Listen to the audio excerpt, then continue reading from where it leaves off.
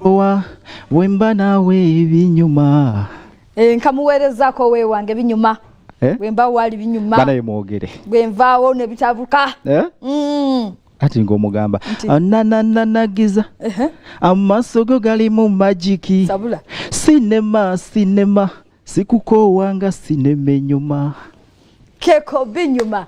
Ssalongo BK ogenda kumpayo ennyimba 5 ezisinza okukolera omwaka guno nga zambi banange. Okay, olimba olusooka la David Lutalo kabisi y'omu ku bayimbi basinga okwagala oyo mwana weeka naawe oli weriweero.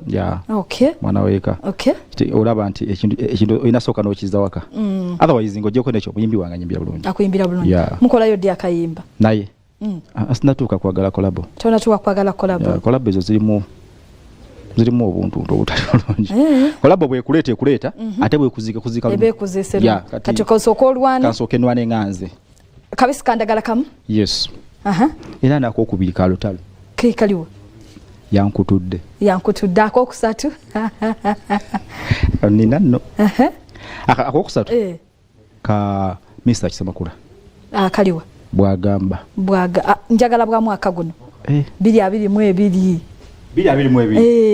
bwe njagala obufulumya omwaka guno n'akaleema okipawa ngonze omwana yayimbye effumu akayimba kakunyumidde nnyo akokuna Eddie Kenzo. Yes, akona okamanyi nesikogera kaliwa konna okategedde aina fulumisa bungi omwaka guno ke yakasemba akokutaano ke kabinyuma by Ssalongo BK abinyuma Ssalongo BK. Sibula batulaba banaye kasikide okusoka okusiima nzaani ali maasogo omuzaana wa kabaka Ssaabasajja yatuteerawo Ssaabasajja kabaka wangale olwokuba nenfunye omukisa ogujjako wano nentwako ne serebu w'abantu banaye amanya Ssalongo BK nsanyuse nnyo okubeera ku BBS Refiner.